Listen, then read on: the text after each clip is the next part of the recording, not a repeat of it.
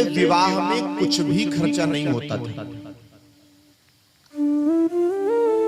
और खर्चे की जगह पर जो फालतू का खर्चा होता है उसकी जगह पर वधू के लिए सोने चांदी इत्यादि की चीजें बनवाई जाती थी, है कि नहीं बोलो।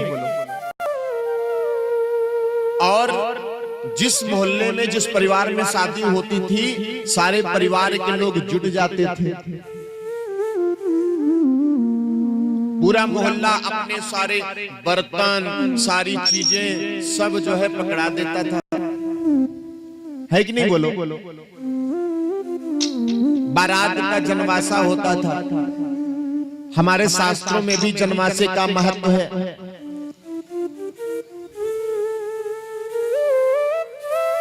तो उस जनवासे में सभी लोग अपनी चारपाई पहुंचा देते थे ना, अपने अपने घर की गैसें पहुंच जाती थी। अब तो ऐसा दिखावे का जमाना आया है, लोगों को लोगों की आवश्यकता नहीं है। पहले होता था कि जो है चाचा भी चाहिए, ताऊ भी चाहिए, भाई भी चाहिए, भौजाई भी चाहिए। अब तो कहते कोई ना आए काम हो जाएगा, होता है कि नहीं बोलो। क्योंकि सब कुछ दिखावटी हो गया।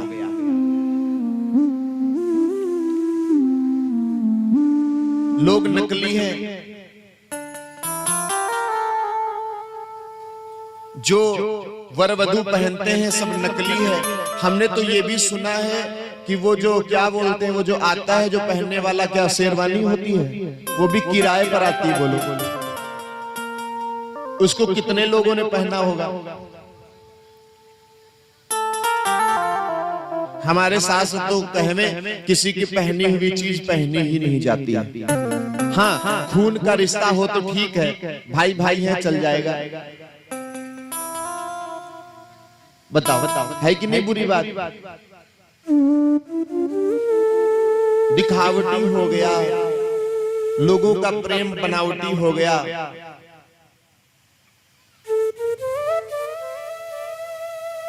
लोगों को लोगों की आवश्यकता नहीं रही।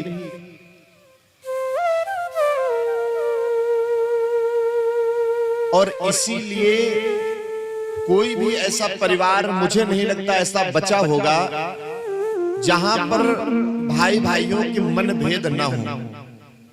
और शास्त्र कहते हैं मतभेद भले हो जाए पर मन भेद नहीं होना चाहिए। मतभेद का मतलब ये होता है, हमने कहा कि हम लाल कुर्ता पहनेंगे, उसने कहा नहीं सफेद अच्छा लगेगा, तो ये हुआ मतभेद। अब मनभेद का मतलब ये होता तुम कुछ पहनो हमको देखना ही नहीं है कि नहीं बोलो।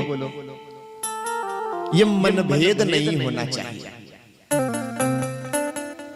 और ये मनभेद तभी होता है जब हम अपना स्वार्थ ढूंढने लगते हैं,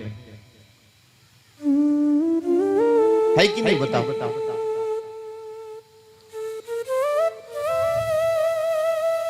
आशा ही परमा दुखम नैरास्यम परम सुखम। आशा ही परम दुख है। किसी की बेईमानी करने की सोचना यह परम दुख है। भाई भाई का हिस्सा लेने की सोचना यह परम दुख है।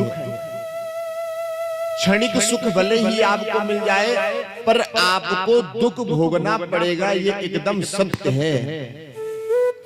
भाई भाई का खाने वाला कोई भी कथा ऐसी नहीं आती है कि वो सुखी रहा हो। इन सब से हमको बचना चाहिए।